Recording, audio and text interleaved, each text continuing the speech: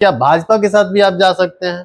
आपके पसमानदा समाज के लोग जा सकते हम हैं? तो पहले ही बोले हैं कि जो हक देगा हम उसके साथ जाएंगे।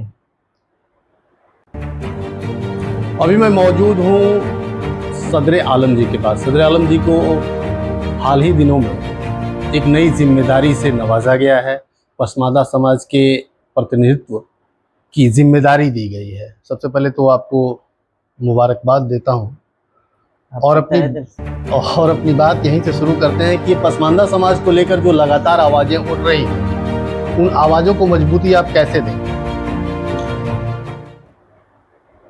जो भी हमारे समाज में अभी तक जिनकी भागीदारी नहीं थी, हमें है कि एजुकेशनल में हम लोग काफ़ी काम कर रहे हैं पसमानदा समाज के लिए या ऑल समाज के लिए। उसमें हमने समाज को डिवाइड नहीं किया, लेकिन जहाँ तक एजुकेशन से लेके एजुकेशन में के बाद पॉलिटिकली भागीदारी, जब आप पॉलिटिकल में नहीं आइएगा तो एक चैनल पे नहीं चलिएगा, एक हिस्सेदारी नहीं मिलेगा जब तक भागीदारी। अभी तक देखा गया है कि जितने भी समाज में हैं, जितने लोग या एक हक के जनसंख्या के हिसाब से देखा जाए तो 1% से भी कम है। बाई चांस कोई कोई ऐसे हैं जिनको कभी पॉलिटिकल भागीदारी दिया गया, लेकिन पसमानदा समाज को वंचित रखा गया पॉलिटिकल में। राजनीतिक रूप से आपका कहना है कि राजनीतिक रूप से इस समाज को भी उचित हिस्सेदारी नहीं मिल पाई? नहीं, कभी मिला ही नहीं। तो जहाँ तक बिहार में एक कहावत है कि मुसलमान पूरी तरह से राजद के साथ जुड़कर वोट करते हैं, तो क्या आप यह प्रश्न चिन्ह उठा रहे हैं कि राजद ने भी वो हिस्सेदारी, वो भागीदारी आपके समाज को नहीं दी है? कभी नहीं दिया, हमने किसी पार्टी ने नहीं दिया। राजद क्या, किसी पार्टी ने नहीं दिया, किसी पार्टी ने नहीं दिया। पार्टी ने नहीं दिया। और दूसरी चीज, इस साल का जो इलेक्शन होगा ना, वो हिस्सेदारी पे ही होगा। आज इस साल जो है राजद समझता हो या कांग्रेस या कोई भी पार्टी, जो भी पार्टियां समझती है कि पसमानदा मेरा है और हमें वोट करेगा, तो इस साल वो चीजें नहीं चलेगा।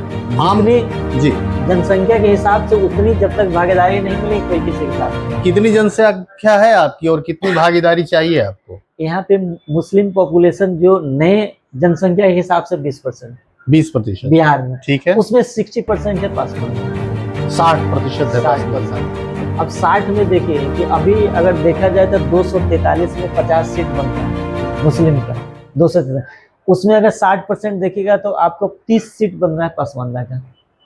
तो पसमानदा कोई दे, अगर 30 सीट का तो आज तक इतिहास नहीं रहा कि मुसलमानों को कभी किसी 10 सीट से ज्यादा नहीं मिला है आज तक। तो आप इतना बड़ा डिमांड कर रहे हैं और अगर डिमांड पूरा नहीं होता है तो आप उस दल के साथ नहीं जुड़ेंगे? नहीं जाएगा।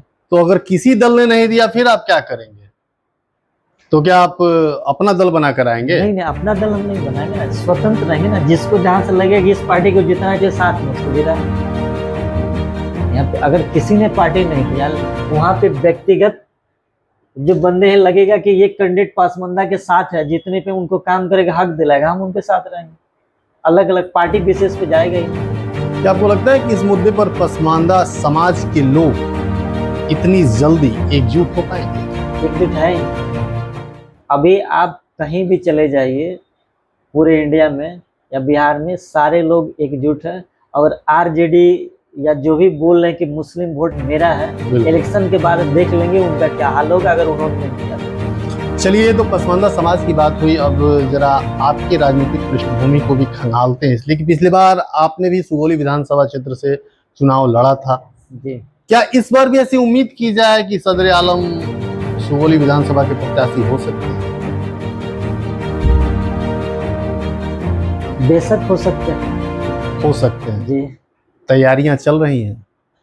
तैयारियां हैं, लेकिन वैसे पार्टी से नहीं जाएंगे जो आजकल सुगौली को हाशिए पे छोड़ा।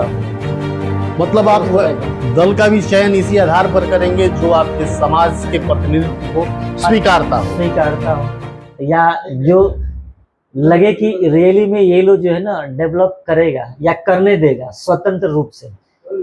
अधिकतर देखिएगा कि पार्टी में जाने के बाद भी कोई है ना, तो आप सिर्फ एक स्टंप रहते हैं, रबर स्टंप रह जाते हैं। आपको सिर्फ पार्टी में तो होगा, लेकिन आप स्वतंत्र कभी काम नहीं कर सकते। इतना बड़ा दल है जदयू, लेकिन पिछली बार का चुनाव जब हम देखते हैं तो उनके पास एक भी उनके दल से जीते हुए प्रतिनिधि नहीं थे आपके समाज के। तो दूसरे दल से आए हुए जमा खान साहब को मंत्री बनाना पड़ा जब उन्हें कोटा देना था। तो स्थिति बिहार की तो ये है।